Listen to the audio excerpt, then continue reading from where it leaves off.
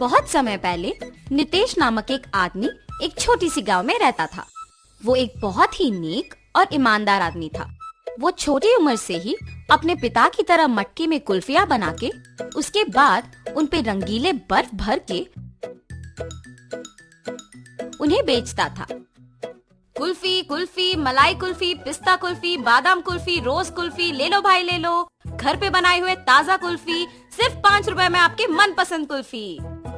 सभी बच्चे उसके जोर जोर से चिल्लाने पर, उसकी बात सुन के, उसके बनाए हुए कुल्फी स्वादिष्ट रहने पर उन्हें खरीदते थे।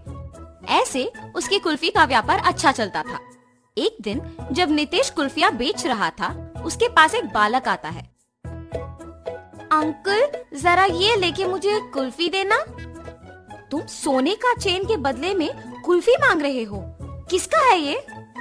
ये चेन मेरी माँ का है। उन्होंने मुझे कुल्फी खरीदने के लिए पैसे नहीं दिए, इसीलिए मैंने उनको बताए बिना ये चेन लेके आया हूँ। ये लेके मुझे कुल्फी दे दो। तुम्हारे माँ को बताए बिना ऐसे इतनी महंगी चेन लाना गलत है ना बेटा, ऐसे नहीं करते। ये चेन अपने माँ को वापस कर दो, मुझे तभी पैसे दो जब तुम्हारे पास है। ऐसे कह के उस बच्चे को कुल्फी देके वहाँ से चला जाता है।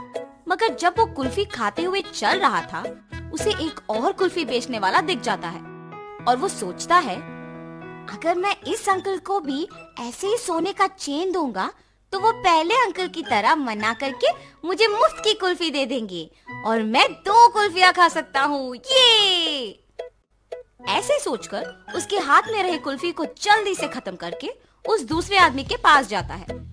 अंकल अंकल, ये चेन लेके मुझे एक कुल्फी दीजिए ना। ठीक है बेटा, 1 कुल्फी क्या 2 लेके खाओ।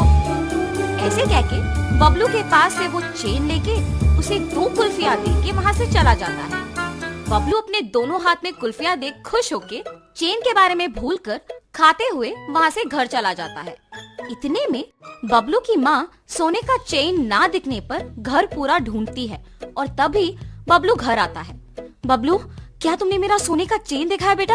यहीं पे रखा था। अरे रे, 2 कुल्फियां मिलने की खुशी में मैं तो चेन के बारे में भूल गया ना। अब अगर मैं माँ को ये बताऊंगा तो मुझे पक्का डांटेगी। अब मैं माँ से क्या कहूँगा? ऐसे वो मन में सोचता है। क्या हुआ बबलू, मेरे सवाल का जवाब दिए बिना क्या सोच रहे हो? कुछ नहीं माँ, मैंने नहीं देखा।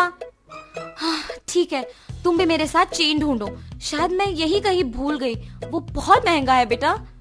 ठीक है माँ। और ऐसे बबलू उसके माँ के साथ चेन ढूंढने लग जाता है, जैसे उसे कुछ पता ही नहीं। बहुत समय बाद जब उसकी माँ ढूंढ ढूंढ के चेन ना मिलने पर थकान के मारे दुखी होके बैठ जाती है। बबलू उसके माँ को दुखी देख सोचता है, उस चेन के खो जाने पर ही माँ दुखी है। मैं माँ को दुखी नहीं देख सकता। चाहे कुछ भी हो जाए, मैं माँ को सच बता दूंगा।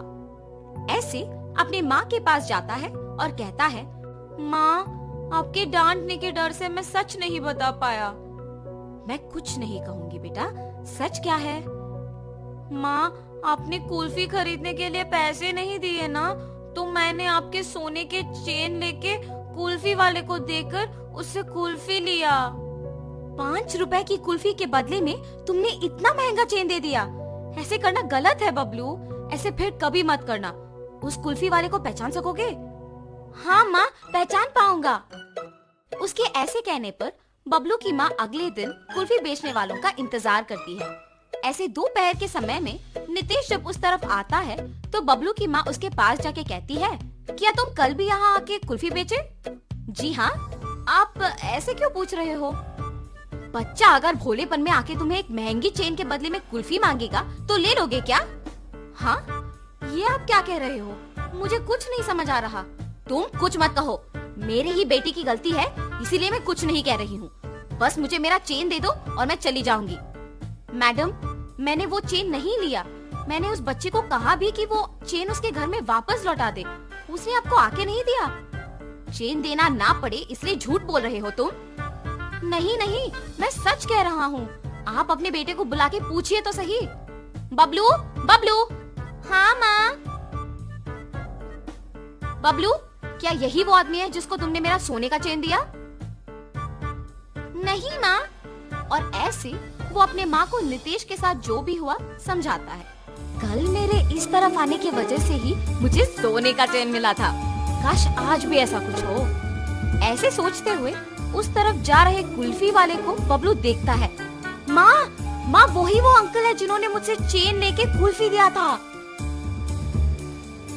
कल तुमने मेरे बेटे को कुल्फी देके चेन दिया था ना, वापस कर दोगे कि सबको बुलाऊं? अब ये बच्चा इतना जोर से कह रहा है कि मैंने ही लिया है तो मुझे लौटाना ही पड़ेगा, वरना उसकी माँ सबको बुलाएगी। लालच के मारे यहाँ आना अनावश्यक था। चेन दिए बिना क्या सोच में पड़ गए हो तुम? मुझे माफ कीजिए दीदी। ऐसे वो आदमी उसका गलती मानकर उसके पास के सोने का चेन बबलू के माँ को दे देता है। बच्चे मासूमियत में अगर आके महंगे चेन के बदले में अगर कुल्फी मांगे तो क्या दे दोगे? उन्हें इतना भी नहीं बताओगे कि वो गलत है? उस कुल्फी वाले ने ऐसे ही लालच के बिना मेरे बच्चे को गलती करने से रोका था। आइंदा ऐसे कभी मत करना, इस आदमी से सीखो। मुझे माफ कीजिए भाई साहब, मैंने आपकी गलती के बिना आपको निंदित किया। कोई बात नहीं जी, मुझे बस खुशी है कि आपको आपकी चेन मिल गई। बेटा ऐसे कभी मत करना। मैंने सोचा कि वो अंकल भी आपकी ही तरह चेन लौटा देंगे। सब लोग एक जैसे नहीं होते बेटा, अच्छे लोग और बुरे लोग होते हैं।